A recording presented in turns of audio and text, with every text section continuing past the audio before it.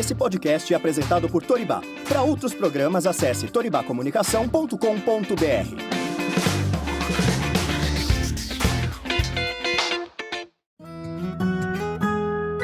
Em casa, a gente conversa.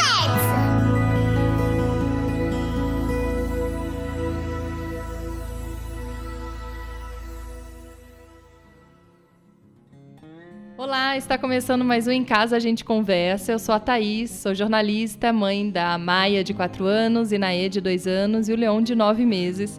E hoje o assunto é escola, estudos, que pedagogia escolher para o seu filho. É claro que toda mãe quer o melhor para sua cria, né? E o melhor para você pode ser diferente do que eu considero melhor, claro. E aqui a gente vai mostrar para você hoje uma opção de escola. A escola Waldorf, já ouviu falar? É uma pedagogia que tem como base a antroposofia, fundada pelo filósofo austríaco Rudolf Steiner. E as escolas Waldorf tentam olhar como um todo cada criança de forma individual, dando atenção ao desenvolvimento físico, espiritual, intelectual e artístico. Existem mais de 1.000 escolas Waldorf em todo o mundo, espalhadas por 64 países. Ela foi criada na Alemanha em 1919 e tem como base o conceito de que o desenvolvimento de cada ser humano é diferente e, portanto, deve ser olhado de forma individual. Um dos objetivos da pedagogia é desenvolver a personalidade da criança de forma equilibrada e integrada.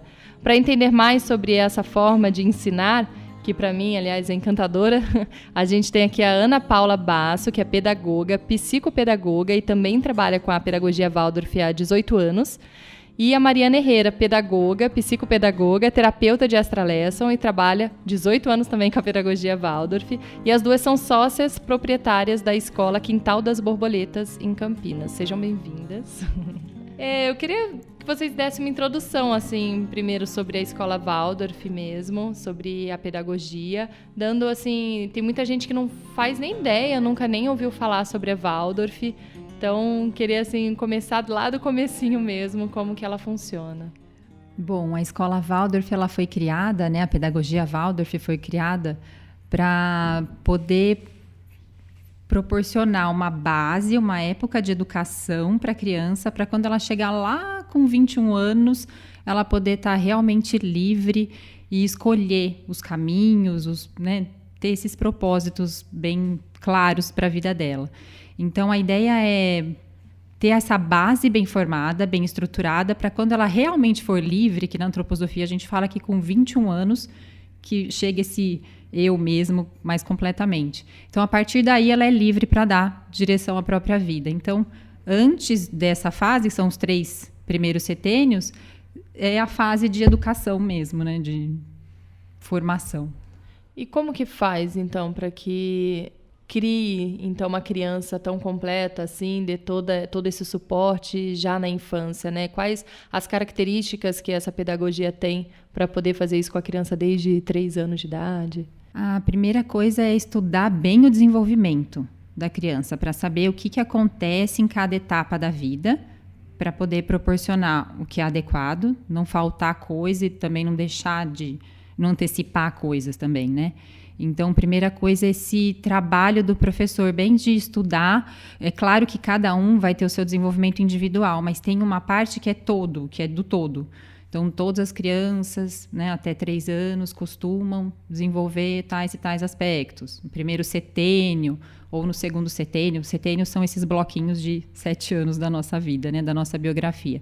Então, vai muito do professor fazer esse estudo e poder ver o que ele precisa oferecer no ambiente, sendo que esse ambiente ele é mais amplo do que só físico, só o espaço. Então, também acerca do ritmo, né, do que vai ser organizado na rotina da criança e também de quais são as relações desse professor com essa criança, como modelo, como exemplo. Então, por isso esse trabalho de autoeducação é tão norte, tão essencial assim, na pedagogia Waldorf.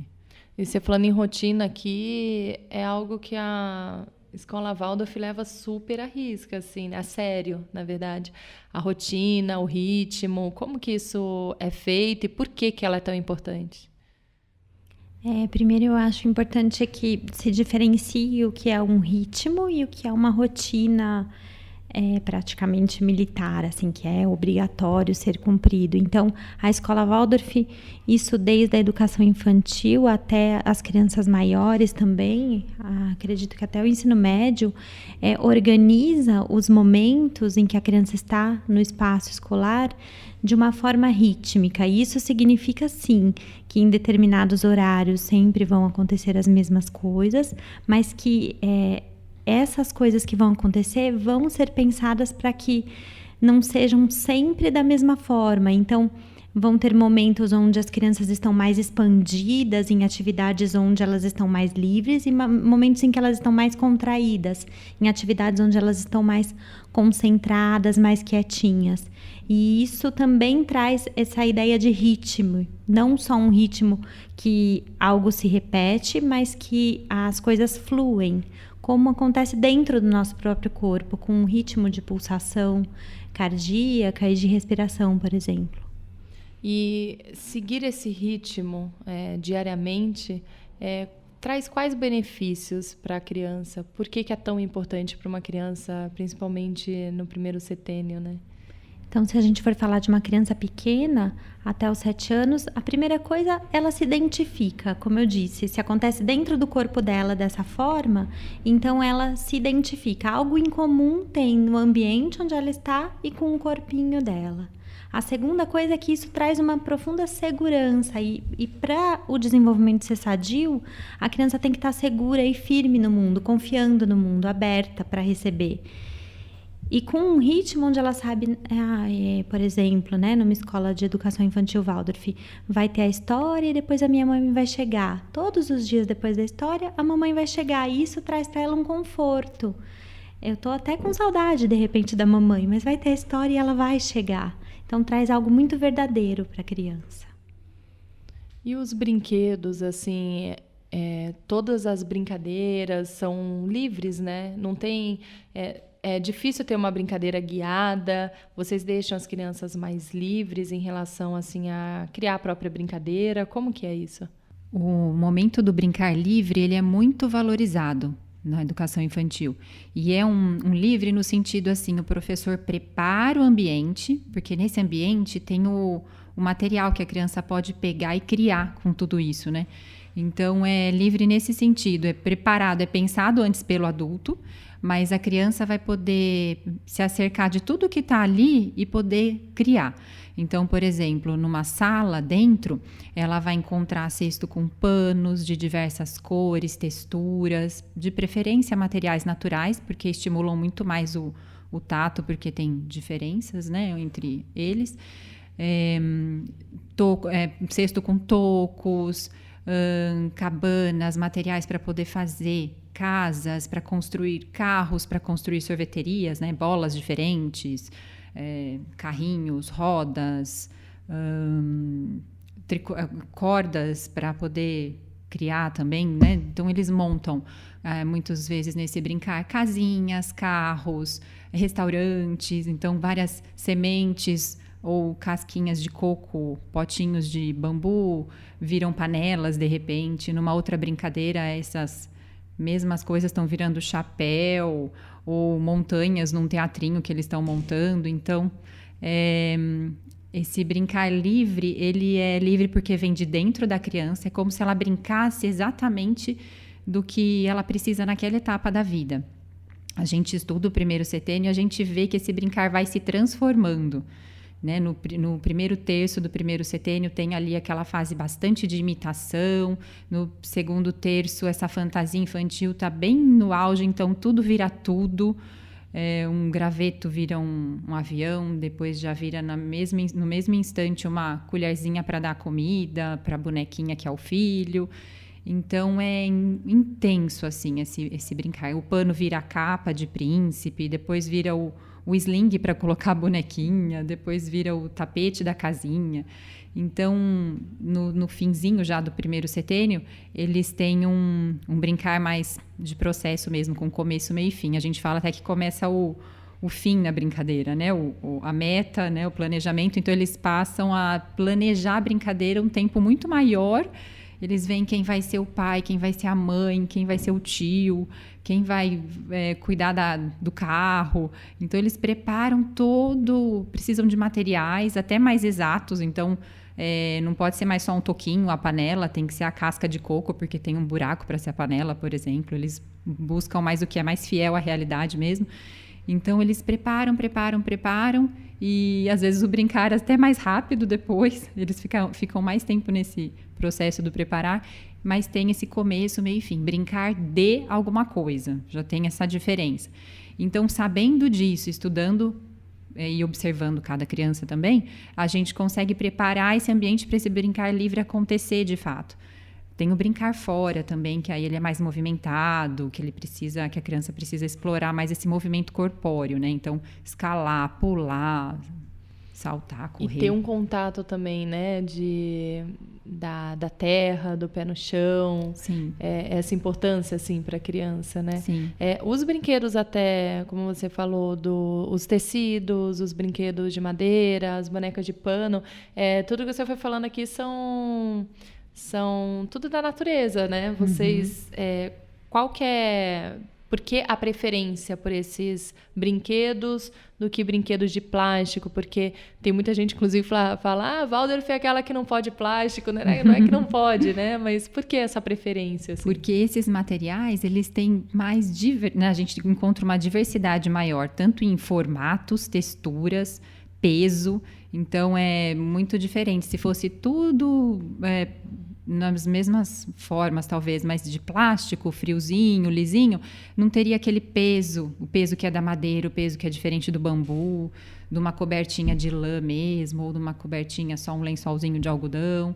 Ele é mais gostoso porque como são tecidos naturais, por exemplo, eles adoram se envolver naqueles tecidinhos gostosos de seda ou os paninhos mesmo de algodão, né?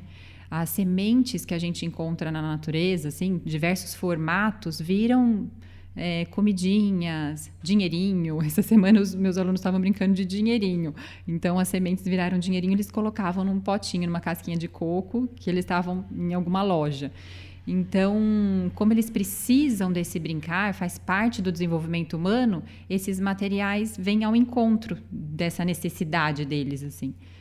E não é a proibição do plástico, na verdade. Né? Na verdade, pode ter, óbvio, contato com plástico, mas não que não seja apenas o plástico, né? Para não ficar, não achar que o mundo é aquilo, né? Sim, o único contato claro. que ele tenha. Porque, assim, hoje em dia você vai em um monte de lugar que os brinquedos são todos de plástico, o parquinho é de plástico, aí tira o sapato para pisar no piso de borracha. Então, acaba, acho que, deixando de ter o contato, né, com tudo. E o brinquedo, ele mostra muito o que é o mundo, né? A criança chega no mundo, nasce, né, vai se desenvolvendo e ela está conhecendo o mundo.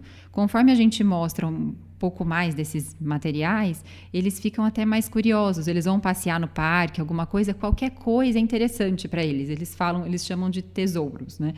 Então, achou uma folha diferente. Olha, essa tem outro formato, essa tem uma outra semente, uma outra... um comprimento.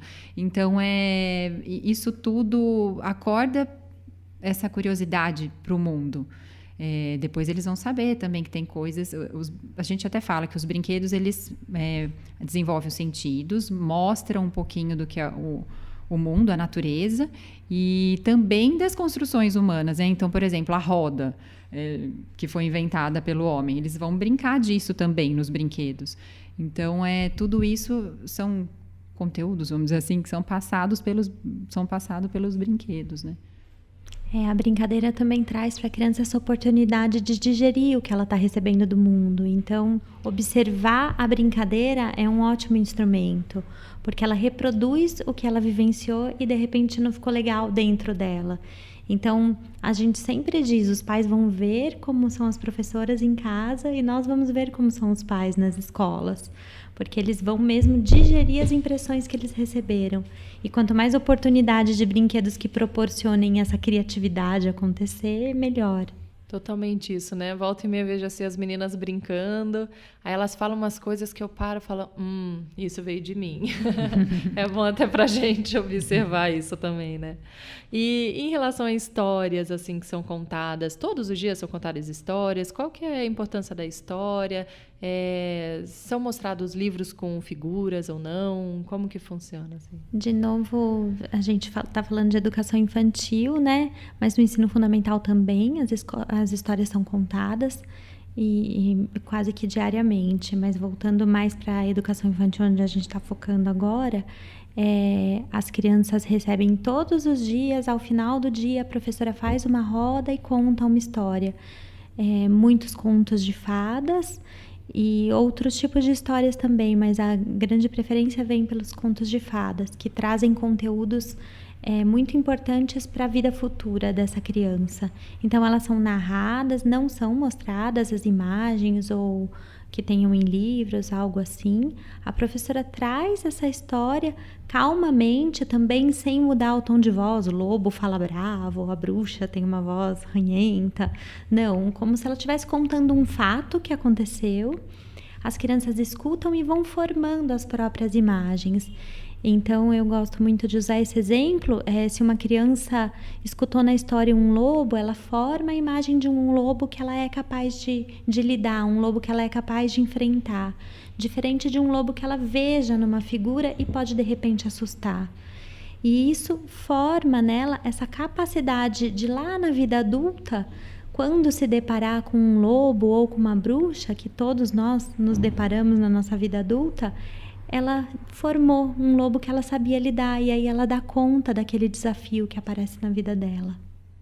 Você está comentando que a gente está focando agora aqui, né, nos menores, mas daqui a pouco a gente vai falar também dos maiores, inclusive que eu perguntei lá nas redes sociais, no Instagram, quem que tinha dúvida sobre a Waldorf, e surgiu dúvida, inclusive, em relação a isso, né? Daqui a pouco a gente vai para os maiores, que eu também tenho dúvida dessa idade. E só para complementar a parte das histórias, quanto menor a criança, as histórias são menores também.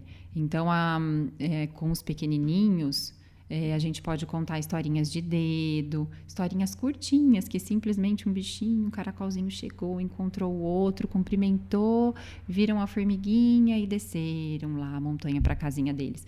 Então, essas imagens já começam lá com eles pequenininhos. Até as músicas pequenininhas, né, as cirandinhas, elas já trazem... É a primeira forma de ouvir histórias, assim, vamos dizer, de mexer com essas imagens que estão dentro da gente, né? Então, a criança já pequenininha já começa um pouquinho com isso. Às vezes, eles não querem colocar a meia, mas aí a gente fala que a meinha, está procurando um pé. Onde que está? Essa minhoquinha está procurando um pé. Ah, achou! E coloca a meinha na criança. E aí ele aceita. Então, é uma forma de... sempre fazer uma ação que esteja de acordo com a idade ali da criança. No meio do primeiro setênio, a gente fala que eles desenvolvem bem essa parte rítmica, né? Eles acordam para o canto, para as cores, é bem esse meio do nosso corpo aqui, onde tem o coração e o pulmão. E eles gostam muito de repetições de histórias, né? Sempre quer ouvir a mesma história e também histórias rítmicas, que também repetem lá, as imagens também se repetem. Tem do vovô e da beterraba, né? Que o vovô tenta pegar a beterraba e ele não consegue, aí chama a vovó. E eles puxam e não conseguem tirar a beterraba da terra. Aí vai aumentando, né? Isso. A vovó puxa o vovô, aí que puxa a beterraba. A netinha, o cachorro, o gato, o ratinho, aí ufa, tiraram a beterraba da terra. Então, isso é exatamente aquilo que a gente falou no começo. Entender o desenvolvimento e dar o que é adequado, né, para a idade. E é porque é com 5 anos, mais ou menos, que eles começam a ter aquela representação mental mesmo, de começo, meio e fim. Então, às vezes, antes disso, eles escutam as histórias, mas eles pegam mais os flashes, né? Então, aí a mãe fala, eu perguntei que história que ele ouviu na escola, mas falou só que tinha o vovô, por exemplo, né? Então, é que às vezes eles gravam esses flashes, mas depois de uma certa idade, eles já começam até conseguir contar do começo ao fim, porque já formou esse fio do pensamento. Inclusive, o teatro de bonecos que a gente usa é um dos recursos pedagógicos para ajudar nesse formar esse começo, meio e fim, essa representação mental, né, dessa idade. E você falando da repetição e também da música. A música também é? A música tem a ver, para a gente cantar, a gente mexe com a respiração, né? E tem essa alegria, mexe com esse sentir nosso, vamos dizer assim. Eles prestam mais atenção com a música? Porque às vezes dá essa Muito impressão, mais. né? De você falar uma coisa, eles não ouvem, mas se você falar cantando... Aí todo mundo olha. E isso é o quê? No primeiro setênio também? Ou é até os 3 anos? No primeiro setênio inteiro, né? A música é bem mágica. Inclusive, voltando um pouquinho ao assunto, a Mariana falou do ritmo, né? Hora contração e hora expansão. E aí o difícil para a gente nessa arte de educar, né? Que a pedagogia Waldorf fala, é de um polo a outro. Então, imagine, eles estão no parque, correndo, pulando, né? Suando. E aí a gente tem que entrar para contar uma história. Então, aí vai da gente usar essa parte da transição, de passar por esse elemento rítmico com uma música ou com uma história de dedo, passar por esse meio, para depois chegar aqui, né? Para ouvir a história quietinho e formar as imagens, né? Aqui na cabeça. Então, a arte, a música, o professor, quando faz a formação, a fundamentação em pedagogia Waldorf, a gente tem que aprender a cantar, tocar flauta, modelar, pintar. E essa formação dura quanto tempo? Agora não tem mais só tão poucas opções, né? Então, tem cursos de diferentes durações. O que a gente fez é duração de 3 anos e meio, mais ou menos. Tem que ter uma especialização. É um final de semana por mês e nas férias uma semana longa, né? Que aí a gente mergulha e acaba tendo muita troca entre os professores, né? Então a gente troca conteúdos de histórias. O que você fez que deu certo?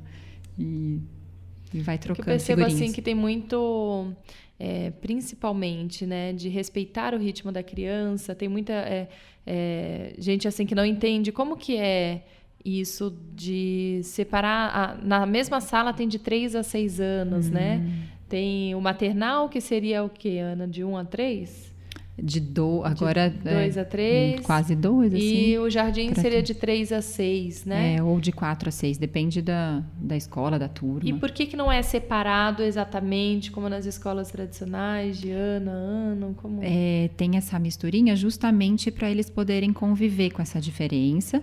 É claro que os de 4 anos já vão ter determinadas tarefas, né? Determinados desafios a mais. Os de 5 anos também, com os trabalhos manuais. De 6 anos, então, os trabalhos manuais ficam mais elaborados, por exemplo, porque aí a gente já tem outras coisas que a gente quer preparar para estimular e eles se desenvolverem, né? Então, tem a ver com essa vivência social, de convivência, né? De idades diferentes, mesmo proposital, até para ajudar o menorzinho, cuidar do menorzinho. E é muito legal pro pequeno também ver tudo que o grande faz nas brincadeiras, porque as brincadeiras, como a gente comentou, são diferentes, né?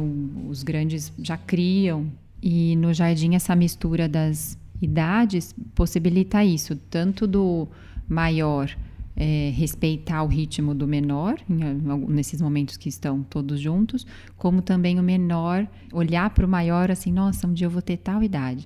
Então, até quando eu ficava no jardim, tinha as crianças de 5 anos que já faziam, por exemplo, o tricô de dedo, já estavam maiorzinhas, né? Depois com 6 o bordado. Então, eles não viam a hora de chegar ali naquela idade e fazer aquilo que podia, né? E mostrava com a mãozinha assim quantos anos eles já estavam quase fazendo para poder fazer determinada tarefa. Então, esse esperar, nossa, eu quero crescer, eu quero me desenvolver, eu me interesso pelo mundo, pelo que o outro faz, é uma coisa boa de se cultivar entre as crianças, esse querer aprender. Porque, na verdade, eles estão aprendendo tudo, né? Tudo, estão olhando o adulto ali fazer um bolo, um pão do começo ao fim, uma pintura do começo ao fim, vivenciando esses processos, e tudo é uma forma deles... A gente fala que a leitura nessa fase é ler o mundo, e E já começa dessa forma, né? Mostrando o mundo, mostrando o que tem de bonito e já até na natureza e nesses processos humanos eles já começam com essa vontadezinha. Nossa, eu quero aprender. O que mais que tem disso? E as histórias às vezes vêm até para rechear tudo isso, né? Contar um pouquinho de cada coisinha do mundo, assim, cada pedacinho. Porque até a antroposofia fala do primeiro setênio, do bom, como que é? Ah, sim.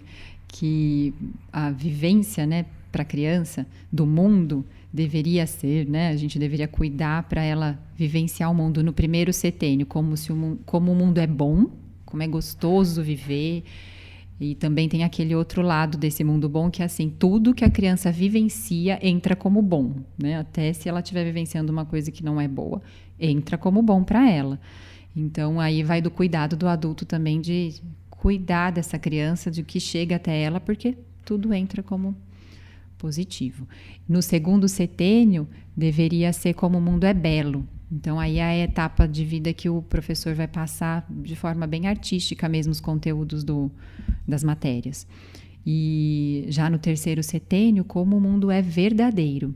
Então, todo mundo sabe naquela idade, né, de adolescente, como a gente precisa ter adultos na nossa frente que falam a verdade, que mostram como o mundo é mesmo. E eles gostam muito, tem essa autoridade muito forte para eles quando eles veem o adulto mostrando esse mundo verdadeiro mesmo, sem véus, né? E aí já é outra etapa, eles já estão preparados para isso, né? Então já é outra etapa de vida. E você estava agora há pouco falando dos trabalhos manuais, né? Os trabalhos manuais começam desde do jardim, o maternal, vai até que idade? E por que trabalhar tanto, né? Tem um tricô, tem as crianças desde pequena, né? Cortando, ajudando na cozinha. Por quê? Qual que é a importância disso para a formação da criança? É muito importante que a criança vivencie processos de trabalho, então que esses processos sejam vivos e verdadeiros. O que isso significa? Que eles possam, por exemplo, vão fazer um pão, mas vão fazer desde separar os ingredientes até misturar essa massa, modelar os pães, assar e comer o fruto do próprio trabalho. Então, são vivências muito verdadeiras, não é de repente um monte de coisas que eu misturei e virou uma massa que depois vai para o lixo. Não, é algo que tem um motivo, eu fiz porque tem um motivo. Nesse sentido de vivência de processos, as crianças trabalham muito, as professoras trabalham muito e os pequenininhos vão mais acompanhando, talvez com um pouco de curiosidade. Conforme eles crescem, esse interesse vai aumentando até que eles sejam capazes mesmo de fato trabalhar e fazerem todas essas etapas. Isso é uma coisa, e outra coisa é esse desenvolvimento todo mesmo neuropsicomotor, que é cuidado nessa primeira infância, e que de fato tem um momento dos 4 anos para cima onde a coordenação motora fina vai sendo mais estimulada, vai sendo necessário mesmo que a gente trabalhe essa coordenação motora fina até que chegue numa pega boa de lápis para que a alfabetização aconteça depois dos 7 anos idealmente. Então, por isso são propostos aí os trabalhos com lã, primeiramente esse pompom de lã, então é uma lãzinha que eles vão só enrolando e coordenando esse movimento de mão e de olho, enrolando essa lãzinha, depois uma lã que faz um tricô com os dedos e aí enrola na própria mão. Isso é uma das formas, podem existir várias outras formas que as professoras encontrem, mas a ideia é essa, como afinar essa coordenação motora. E um diferencial, assim, que eu acho legal, né, da pedagogia é de olhar individualmente, né, cada criança. Não existe ver aquela sala como um todo mundo é igual, como, por exemplo, tem, aliás, em algumas escolas, um desfraude coletivo, né? Todos estão prontos para desfraudarem ao mesmo tempo. É olhado muito, muito individualmente e não só pela idade, né? Como cada criança mesmo é. Como que é você, Ana, que está na sala, né, com as crianças? Eu acho incrível que minha filha, quando estava se adaptando, a gente conversou depois um pouco, parece que já conhece minha filha há 1 ano, assim, né? E estava lá tão pouco tempo. Como que é isso, assim? Você consegue estar lá, tem que ter uma presença, acho, muito grande, né? Com cada Sim. criança e ir conhecendo. Sim. A gente começa até quando a família faz a matrícula, a gente marca a anamnese, que é essa reunião para ouvir um pouquinho a história dessa criança. A família já conta um pouquinho como é na casa dela e aí a gente se prepara para receber essa criança. E aos poucos ela vai se mostrando, né? O tanto que ela vai se mostrando, a gente vai se vinculando também. É uma via de mão dupla, né? A gente vai se vinculando com a criança e a criança vai se vinculando com a gente. É um primeiro envolvimento, né, que tem. E aí as coisas vão acontecendo, né? E que faz toda a diferença, porque tipo, na sala de aula, depois, vocês entendendo como é cada criança, a forma com que vocês lidam com cada uma é diferente? Sim e não. Sim, porque de fato é um ser humano individual. E aí isso vai bem do sutil, por exemplo, porque na escola Waldorf não tem uniforme. Então você não vai massificar e não são todos iguais. A criança poder vir com a roupinha que é dela, que a mãe dela escolheu, ou que a vovó bordou. Isso já é uma forma de individualizar. Outra forma é essa, não existe 2 anos todo mundo desfralda. Existe o quê? A educadora entender profundamente o que é o desfraude, que maturidade precisa, física e anímica para o desfraude. E aí poder orientar a família nesse sentido. E isso pode acontecer com 2 anos ou com 3. Tudo bem, tá tudo bem. Tudo o que for dentro do regular. Dessa forma, é muito importante que a professora de fato conheça profundamente o desenvolvimento infantil. E aí, por outro lado, claro, tem o que é possível ser ofertado para uma criança de 2 anos. Algumas coisas eu posso ofertar, outras não são cabíveis. Então, por isso, sempre tentando ver qual é essa medida. Mas é interessante porque a gente conhecendo cada criança, a gente sabe às vezes até como chamar, né? Então você vai chamar para alguma situação ou levar para conhecer, enfim, para uma brincadeira, dirigir alguma coisa. E às vezes com um você tem que abaixar o tom de voz e olhar no olho. Tem o outro que você pode chamar e vem no grupo. Cada criança é de um jeito mesmo, né? Então como nós adultos também funcionamos de formas diferentes, cada criança também reage e responde de um jeito diferente.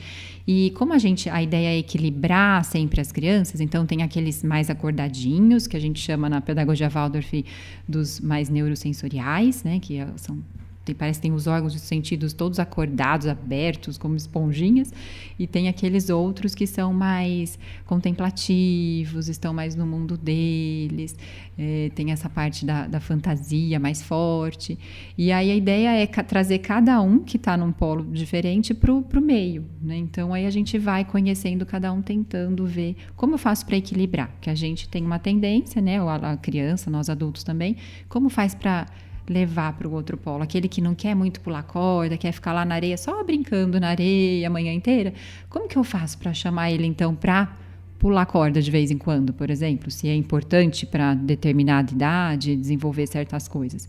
E aí a gente vai, ou é por uma imagem, ou por histórias, ou por o que eu vou estimular nele que vai fazê-lo vir, né, para essa brincadeira que eu sei como adulto que de repente é tão importante. Geralmente vem no desenvolvimento normal, eles se interessam, mas às vezes a gente dá uma ajudinha, né? Para que esse não encaixotar não seja confundido com não colocar limites. Então, existem sim muitos limites, mas são colocados de forma respeitosa para a criança. Que é aquela diferença, né, da autoridade e do autoritário. E a gente fala muito que o limite ele é colocado, ele está em tudo, extremamente importante, né? Então, desde horários para as coisas, o que pode, né? O que brincar, o que fazer com um amigo, não. Então, é como se o adulto cuidasse de todos esses detalhes importantes na vida da criança. Isso já é meio caminho andado, né? Então, tudo flui melhor depois para falar um não, para... E é um pré-requisito, acho, dos professores ter uma voz calma, assim, gente. Todos vocês têm. A gente vai conversando, até eu, nos outros podcasts. Eu vou Tô gritando, falando super alto aqui, a gente vai abaixando a voz junto, né? Vai ficando calmo, acho que até minha frequência aqui diminui falando com vocês. E a reunião até semestral que vocês têm com os pais, vocês passam assim todos os detalhes, né? Mostra inclusive isso, eu acho que esse olhar que vocês têm com eles são realmente profundos, né? Não é uma coisa assim superficial, porque é tão gostoso ir nessa reunião assim, ouvir sobre o seu filho, que mãe não adora, né? E todos os detalhes, então vocês conseguem realmente conhecer cada criança, né? Observar é um exercício pra gente, né? A gente tem módulos nos cursos sobre isso, sobre observar, que às vezes, né, não é fácil, na verdade, é difícil. Como você observar sem se colocar, sem se misturar, observar o que é da criança mesmo. Então, em todos os âmbitos do desenvolvimento, né, seja do movimento, do motor, do parte social, né, como está a alimentação, como está o brincar dentro, como está o brincar fora, como está a apreensão das coisas, dos objetos, nessa coordenação grossa, fina, porque ao longo do primeiro setênio inteiro, a criança vai se apropriando dessa corporalidade, como se ela começasse aqui na cabeça, né? No primeiro terço ela está com esses órgãos, os sentidos todos acordados, o sistema nervoso desenvolvendo muito aqui dentro, 80% do cérebro, né? Até 3 anos, a neurociência diz, mais ou menos. Aí depois ela vai descendo, vai se apropriando desse sentir, coordena mais os braços, e depois desce lá para os membros inferiores. Aí ela já consegue pular corda, ela já consegue ter essa força mais direcionada na perna, nas pontinhas dos braços também, que estão as mãos, que aí entram os trabalhos manuais. E até formar lá embaixo, né, o arquinho do pé. Então, tem sinais físicos mesmo que a gente observa até a prontidão para a fase seguinte do segundo setênio, que é a fase de usar toda essa força que foi usada para formar esse corpo, agora está livre para a memória. Então, agora ela vai ouvir conceitos, né, memorizar.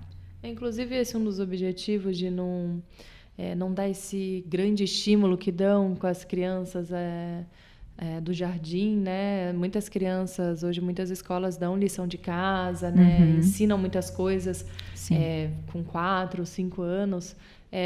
O objetivo, então, seria justamente não dar esse estímulo, não dar tanta matéria mesmo, né? Ensinar tanta coisa para a criança ter o corpo da criança ter um tempo, um espaço, uma força para se formar primeiro fisicamente, para depois sim você começar a ensinar e começar. O corpo dela tá de fato sendo formado, né? Até que ela fique de pé, corra, pule, desenvolva essa coordenação motora mais fina. Esse corpo está sendo formado e todas as forças que eu tirar disso para intelectualizar, eu estou tirando forças de construção do corpo. E isso é tão real quanto muitas vezes é impalpável para os pais, né? Porque aparentemente uma criança muito pequena tem lá esse boom onde eles aprendem muito fácil se você de repente quiser ensinar. Mas a que custo isso vem? E aí é muito legal, porque eu trabalho com Extra Lesson, que é como se fosse uma psicopedagogia Waldorf, que vai verificar justamente o quanto a criança se apropriou do próprio corpo no primeiro setênio. Uma avaliação de Extra Lesson vai avaliar isso. E muitas vezes chegam crianças que não por questões neurológicas, são muito inteligentes, mas não têm consciência de que tem dedo do pé.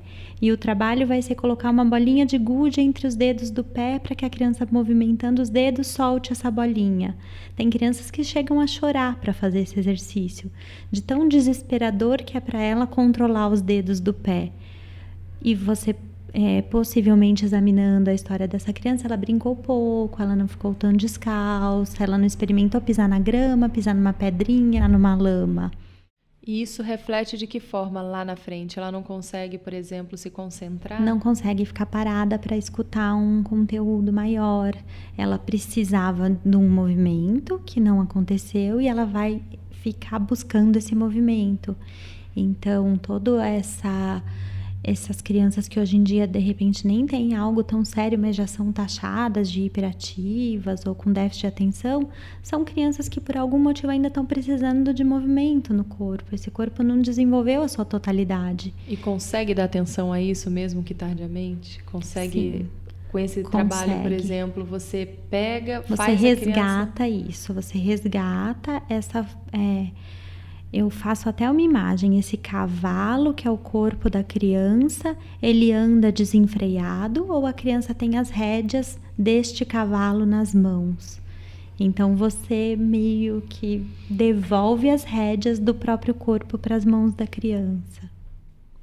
E aí ela começa a magicamente conseguir se concentrar? Sim. Magicamente não, há muito Nada custo. mágico. Então ela trabalha muito o corpo e vai aos poucos conseguindo aprender. Que não vai ser, de repente, dependendo do buraco em termos de aprendizado que ficou, você precisa fazer uma aula particular, retomar alguns conteúdos. Mas não vai ser só martelando mais conteúdo na cabecinha dela, no pensar dela. Precisa, em paralelo, trabalhar esse corpo para que ele ancore o aprendizado. Neurologicamente falando, o sistema nervoso demora um tempo para mielinizar tudo, né? Essa parte dos neurônios. Então, tem a etapa lá que a gente amadurece hemisfério direito e esquerdo do cérebro, por exemplo, né? Para ela poder fazer o B com a barriguinha para o lado certo. Porque antes disso, tanto faz se ela espelhar. Ainda não, dentro dela, o corpo dela, o sistema nervoso dela ainda não está totalmente maduro. Então, depois de uma certa idade, se continua espelhando, aí a gente vai ter que investigar. Mas enquanto tá a informação, tá dentro. Então, é como se a gente esperasse esse sistema nervoso estar pronto para poder, a partir daí, alfabetizar desse jeito, né? De memorizar, e aí ela já vai ter uma outra compreensão também. E se ela brincou o bastante, esse aprendizado vem de uma forma viva. Então, se ela balançou muito, quando chegarem lá na frente os conceitos de física, ela experimentou isso no corpo. Se ela cavou, fez um buraco, pôs água, aquela água desapareceu no outro dia, chega lá na frente os conceitos de estados da água, ela vivenciou isso. Isso tudo está guardado num baú de vivências que ela cria. E fica muito mais fácil de aprender, né? Com O certeza. quanto, por exemplo, ela vivenciar formas diferentes. Eu também sou psicopedagoga, a gente tinha que ter... Minha professora adorava que eu levava sementes para ela poder pôr no consultório dela, porque trabalhar essa parte espacial estimula essa parte nossa no cérebro, né? E isso é matemática, é forma, né? Tem toda essa região do cérebro que depois vai ter esse conteúdo lá na frente. Então, a gente fala brincar, mas na verdade é um brincar que está estimulando esse sistema nervoso, esse corpo físico mesmo, o máximo possível, para a criança poder se desenvolver o máximo do potencial dela. A ideia é essa, né? Assim, A informação hoje vem muito fácil, então as crianças aprendem muito fácil se elas estão bem preparadas fisicamente. Muitas vezes você tem que ensinar relações para as crianças, porque assim, não pode falar com o amiguinho, precisa respeitar o outro, porque o aprendizado acaba acontecendo de forma muito natural se ela está pronta para isso. E como que é essa ponte aí, né, do jardim pro primeiro ano, assim? Como que tem essa preparação? Porque tem muita gente que tem uma dúvida, um medo da Waldorf em relação a criança vai estar preparada, em relação ao ensino, ela só vai brincar, né? Um dos mitos que tem da pedagogia mas a criança só vai estar brincando até os 7 anos ou 6 anos, como ela vai estar preparada para o mercado de trabalho quando for grande, né? Porque tenho medo, acho. Muitos pais hoje procuram escolas que já preparam desde os 3 anos, né? Já ensinam várias línguas, já ensina a contar até não sei quanto, as letras, muito antes assim do que a Waldorf ensina. E a impressão que dá é de que a criança realmente vai estar atrasada, não vai conseguir acompanhar ou não vai aprender. Então, eu queria saber como que é a posição da Waldorf, assim, né? Por que não ensinar antes? E quando entra no primeiro, ela vai aprender? Não precisa ter essa preocupação? Enfim, como que funciona? Se a criança tem um desenvolvimento regular, se está tudo bem com a criança, ela vai aprender tranquilamente. E aí tem todos os tipos de família. Famílias que optam por vivenciar só na educação infantil a pedagogia Waldorf, ou até cidades que não têm, né, ensino fundamental, e depois a criança vai para o ensino fundamental mais tradicional. Em geral, as crianças que fazem essa passagem com a mudança de metodologia, a gente depois recebe de volta relatos das famílias que talvez sofreram um pouco nessa adaptação por quebrar tanto o tempo de brincadeira, né? Tem que já ficar sentado, já aprender mais quietinho, mas logo eles começam muitas vezes até a se destacar pela criatividade, pela imaginação, pela musicalidade que ficou ali formada naquele corpo. E se a família opta por seguir no ensino fundamental Waldorf, é outro livro que se abre, mas que é muito lindo estudar a pedagogia Waldorf para os maiores. Então vem toda uma alfabetização respeitando essa criança. O primeiro ano inteiro para se apresentar um alfabeto. Então cada letra é apresentada de uma vez, né? Então, primeiro vai apresentar a letra B, e aí nós vamos formar uma imagem da letra B, um desenho dessa letra, vai ser apresentado com muita calma cada uma das letras, e depois cada um dos números. E depois a mesma coisa acontece no segundo ano de novo, só que vem com a letra de imprensa, a letra minúscula. E depois no terceiro ano de novo, só que com a letra cursiva. Então tem um tempo para que a alfabetização se complete nesses 3 primeiros anos do ensino fundamental. E dando devagar assim, absorvido de uma forma mais firme, não sei, mais fixa, porque a minha impressão é de que quando você dá muitas matérias diferentes, ensina muitas coisas diferentes de uma só vez, parece que não consegue absorver tanto de cada uma. E na Waldorf é dado, como que é? É por semana, as matérias, assim, é por período, porque vocês separam, né? Sim, todo o currículo oficial é seguido, né? Então, a escola Waldorf é uma escola que segue o currículo oficialmente obrigatório, mas é dado de uma forma completamente diferente. Então, o ensino no ensino fundamental é por épocas. 4 semanas se falando de um assunto, por exemplo, português. Fecha esse assunto, mais 4 semanas falando só de matemática. Feche esse assunto e assim por diante. São épocas de 4 semanas, onde aquele professor de classe, que também é um diferencial, idealmente um professor assume aquele grupo no primeiro ano do ensino fundamental e acompanha o grupo até o 8º ano.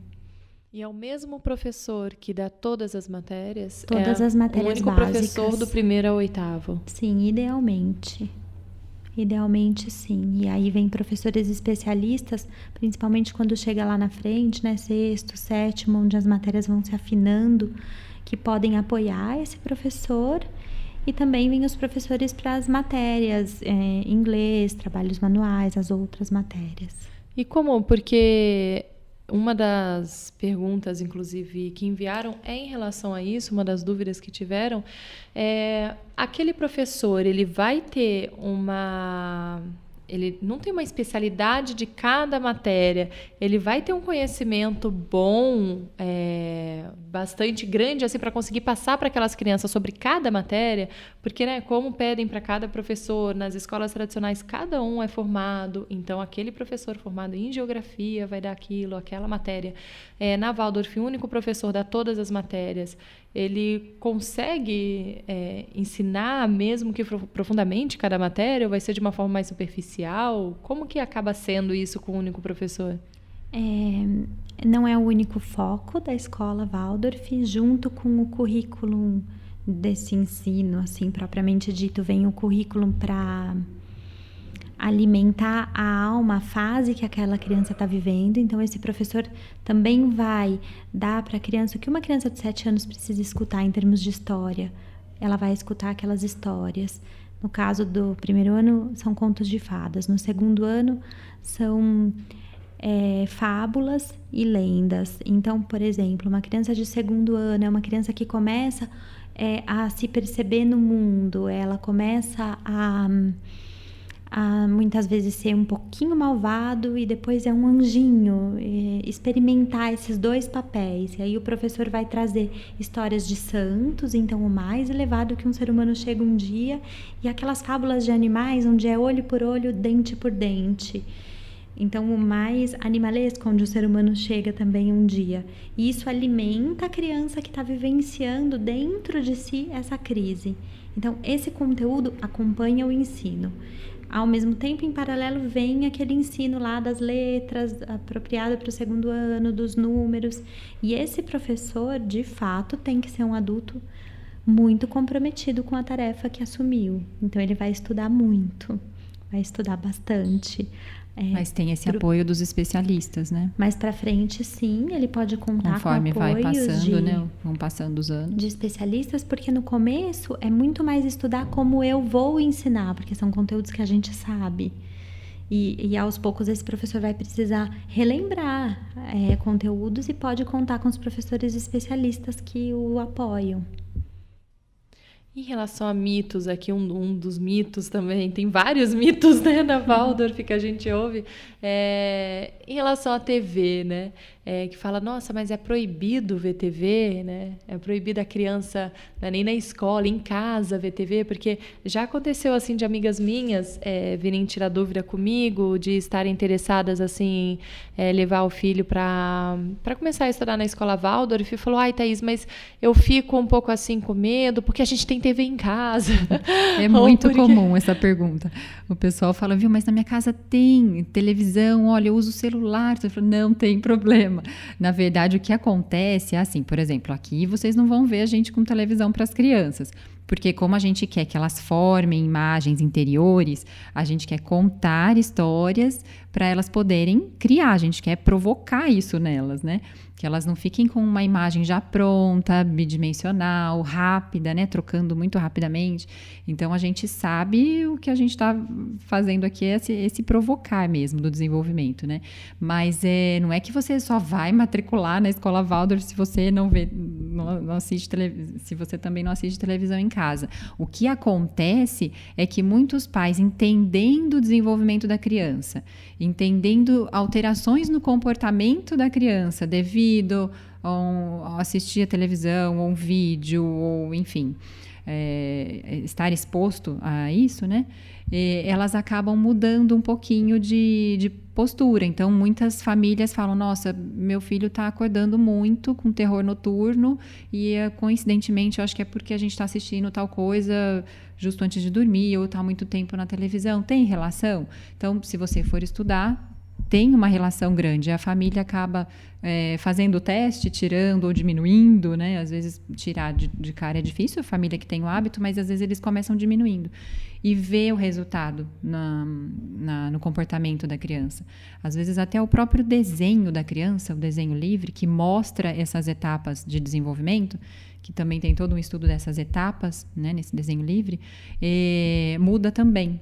Se a criança está muito exposta a paradinha ali, né, a receber essas imagens interiores, o brincar muda, então tem essa influência.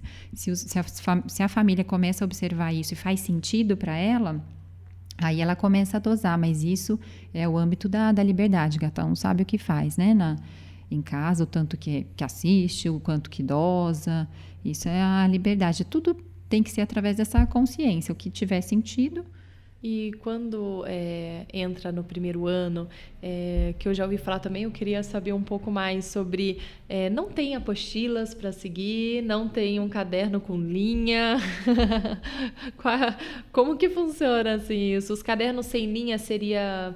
até para treinar mesmo a escrita, ter uma coordenação de escrever reto? Os cadernos são com folhas brancas, lisas, e é construído o material de cada uma das crianças. Então, se vocês pesquisarem, tem lousas Waldorf, né? Os professores fazem desenhos de lousa muito bonitos, colocam da forma mais bela possível esse aprendizado, porque é aquilo que a Ana falou, a gente está desenvolvendo o mundo é belo, é esse olhar para o mundo, e aí cada criança vai construir o seu próprio material.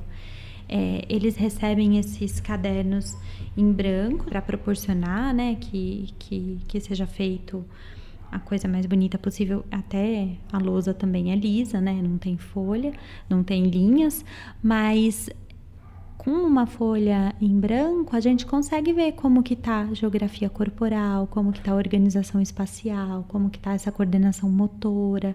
Muitas coisas podem ser já percebidas ali num primeiro ano escolar, se de repente você já vai precisar ajudar a criança em algo, numa folha com linha, você vai escrever reto de qualquer forma, e aí, de repente, até uma dificuldade vai ficar mascarada. Então, a ideia não é que o material da criança fique maravilhoso, a ideia é que o material da criança revele quem ela é. E através disso o professor possa atuar o mais verdadeiramente possível com aquela criança. Então, lá no jardim de infância, ele passou por todas as fases do desenho infantil, como a Ana disse, existem as fases. Primeiro eles mais rabiscam, depois estruturam, até chegar e conseguir desenhar uma pessoinha, uma casa, uma árvore, tudo mais estruturado. Quando eles conseguem isso, eles vão ser capazes lá na frente de fazer letras, números. E se o professor tem tudo o mais livre possível, é um pouco parecido com aquele brincar livre. Eu consigo ver que manifestação é essa que meu aluno traz do que ele está vendo. Porque tem crianças mesmo na escola Waldorf que a gente vai perceber assim, opa, chegou aqui num ponto que seria legal a gente pedir ajuda para uma fono, entram outros profissionais também. Então é legal esse trabalho bem em conjunto mesmo, família e escola, né? Um só não trabalha. E pode ter uma criança que precise de linha e tudo bem. Então vai ser feita linha para essa criança. Não é nada assim, só desta forma. Eu queria ler aqui algumas perguntas que enviaram sobre a Escola Waldorf. Uma é da Daniele Megide. Gostaria de saber sobre a pedagogia para crianças maiores de Fundamental 2, que compreende do 6º ao 9º ano. Sinto que às vezes o foco fica muito sobre os pequenos, como se a pedagogia Waldorf só servisse no começo da vida. Mas, ao mesmo tempo, como professora de Fundamental 2, fico mesmo com dúvidas sobre qual ideia formar da condução da pedagogia Waldorf para alunos dessa faixa etária. Então, Daniele, essa não é a minha maior especialização, as crianças estão maiores, mas realmente do 6º ano para frente continua esse ensino em épocas, e aí todas as matérias são dadas dessa forma. Então 3 a 4 semanas falando de história, 3 a 4 semanas falando de matemática, 3 a 4 semanas falando de geografia. As matérias que precisam de treino, português e matemática, né, gramática, matemática principalmente, tem aulas avulsas de treino, né, onde eles exercitam, fazem exercícios, mas conteúdos novos só são trazidos lá durante a época. O professor de classe traz esses conteúdos. Muitas vezes esse professor 6º ano para frente precisa de professores especialistas que vão apoiá-lo, porque os conteúdos vão ficando bastante elaborados, e aí depende um pouco da organização de cada escola. Algumas escolas, até um professor especialista entra um pouco na sala, outras escolas o professor especialista orienta a professora de classe, mas também tudo isso vem acompanhado daquele currículo, da alminha da criança, o que uma criança de 6º ano precisa escutar, o que ela está desenvolvendo nesse momento. Então vale bastante a pena conhecer esse ensino para os maiores. E a Yasmin, inclusive, perguntou como reintroduzir o estudante no ensino convencional. Depois de ter estudado, né, no jardim, numa escola Waldorf, você já acompanhou algum caso desses, assim? Como que seria para uma mãe que consiga manter o filho numa escola Waldorf, que ela queira manter na primeira infância, mas depois começar a ir para uma escola tradicional? Existem casos de mudança de cidade, mudou de cidade, aquela cidade não tem escola Waldorf. Eu já acompanhei muitos casos, tanto de crianças que estudaram na escola Waldorf e saíram para a tradicional, quanto o contrário, de crianças de uma tradicional que vêm para a escola Waldorf mais tardiamente. Isso é muito possível. Hoje em dia tem essa questão da lei, né, de idade mesmo. Muitas vezes a escola Waldorf tenta deixar que a criança vá para o ensino fundamental um pouco mais velha, no ano em que completa 7 anos, se for possível. E aí pode ter alguma diferença em termos de idade mesmo, mas depois disso resolvido, é sempre um pouco diferente para o aluno, mas, de novo, se ele tem um desenvolvimento sadio, vai ficar tudo bem, ele vai dar conta. Então, quando a gente começou a trabalhar em Campinas com a educação infantil, não tinha ensino fundamental Waldorf em Campinas, né? Então, as crianças sempre iam para outras escolas, de outros métodos. Então, ou a família às vezes optava em tirar um pouquinho antes, um ano antes. Na época tinha o pré, aí fazia o pré para se acostumar e depois ficar no primeiro ano. Ou não, a família falava, não, vamos ficar aqui o pré também, o último ano de jardim, e aí depois vou para outra escola. E é legal que algumas voltavam para dar o feedback, né? De, nossa, foi interessante, como se interessa pelas letras e tudo mais, sempre lembrando esse assunto que a Mariana falou, se tá tudo bem com o desenvolvimento, né? Senão, às vezes, precisa de um apoio, né? De fono, como eu falei, depende dos profissionais aí que precisam para dar aquele apoio para a criança, mas isso é esse olhar individual mesmo. E é legal, eu conversei já com alguns alunos que se formaram, né, na Waldorf. É legal você encontrar adultos. Um deles os dois são pais de uma criança que estudam com a Inaê hoje. E os dois estudaram na escola Waldorf a vida inteira. E eles comentando que quando eles foram para a vida inteira não, no ensino médio tiveram que ir para uma tradicional, porque na cidade deles não tinha. E eles comentando que eles eram considerados alunos criativos. Então era, ali os alunos criativos, né? O pessoal que tinha saído da Waldorf e ido para essa outra escola eram chamados assim.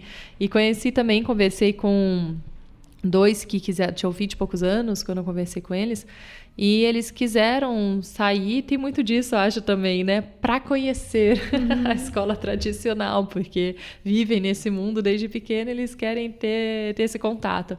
E aí foi o caso deles, e eu perguntando, mas como que foi? Vocês conseguiram se adaptar, né, numa escola tradicional, até em questão de ensino, porque também tem esse mito aí, né, de que o ensino é fraco na Waldorf, e na época, assim, eu ainda estava começando, a Maia ainda era bebê, ainda estava começando a querer saber sobre a Waldorf. E aí eu perguntei para eles, e eles falaram, nossa, a gente se adaptou super bem, porque a Waldorf não ensinou a gente só matéria, assim, a Waldorf ensinou a gente a aprender.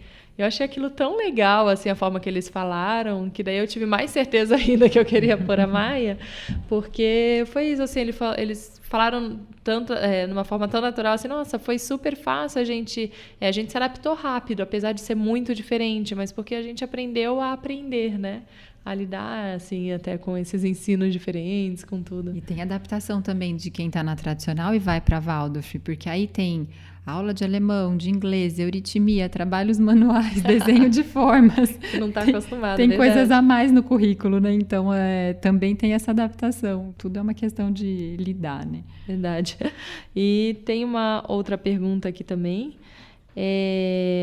A Vitória Santos. Eu sou das exatas, mas sou professora. Até então não tinha ouvido falar sobre essa pedagogia. Quero saber sobre suas metodologias, objetivos. Acho que isso a gente já falou bastante aqui também, né? E tem uma que pediu para definir de forma simples os pilares da pedagogia Waldorf, se for possível. Vocês acham possível falar de uma forma simples? Eu acho que essa questão do mundo é bom, o mundo é belo, o mundo é verdadeiro, dá uma resumidinha.